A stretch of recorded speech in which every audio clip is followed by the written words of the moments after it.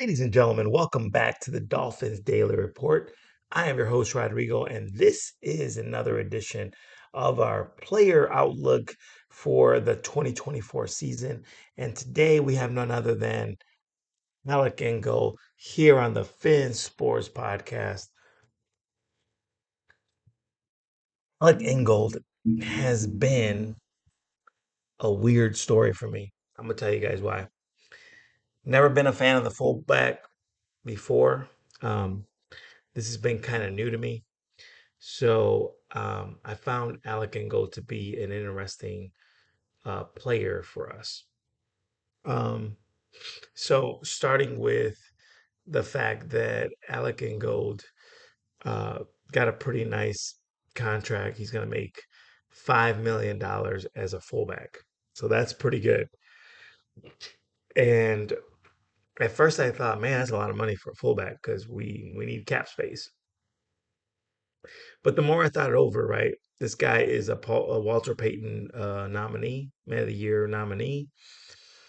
He seems to be really liked by his teammates. He seems to, do the dirty work, doesn't ask for any of the praises, and he's just one of those blue collar guys that gets in there and puts on some good blocks. I've seen him take on defensive linemen, defensive ends, linebackers, you name it. So I would like for him to stay. Like he got hurt. I think he hurt his arm.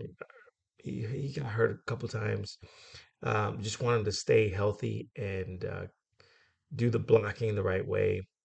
Um, I would trade all these guys for somebody like a Kittle when we get to the tight ends. Just a mean blocker. You know what I mean?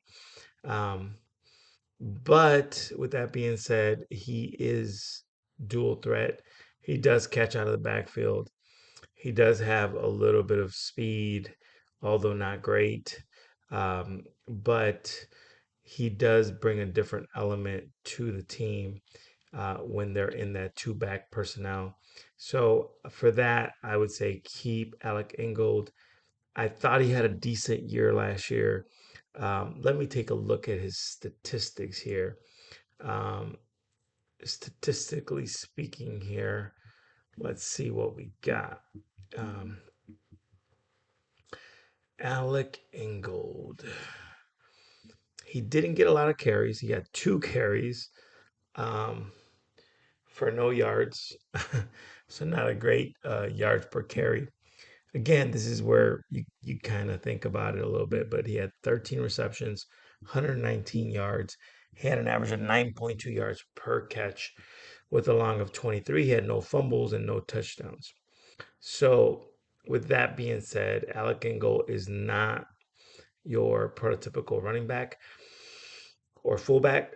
And I think maybe um, Mike McDaniel can think about using him more in the run game for those short yardages and really getting to use his weight to get those short yardages and whatnot.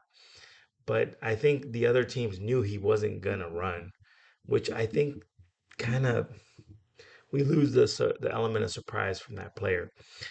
Where I think if he would run more, then the defense would have to respect a little bit more. We could do more play action with it. There's a lot of things I think that are still available for Mike McDaniel. He gets a little too pass happy sometimes and forgets about the running game. To me, that was one of the biggest reasons why we lost against Kansas City. We got away from the running game. We just want to throw all the time. Like, and the running game is good. I mean, we have a good running game. And if we have all our linemen, man, we got to run. Like that's our bread and butter. Get A Chain out there, get Moster, get Alec. Just start pounding that ball. So that's my take on Alec Ingold. I was not a big fan before this. I am a fan now, and I will tell you that his $5 million salary is probably worth it. And we just got to utilize him more in different ways. So that's my take on Alec Ingold. Again, didn't have great stats, but that's not his forte. His forte is the block. So he did a great job with that. So for that, I'm going to give him a B. And I think that we could utilize him more to get that A plus grade here on the Dolphins Daily Report on the Fan Sports Podcast. Ladies and gentlemen, this is your host, Rodrigo. If you like this type of content, hit that subscribe button, hit that like button, hit the notification bell, and we really do appreciate all your support. Until next time, peace.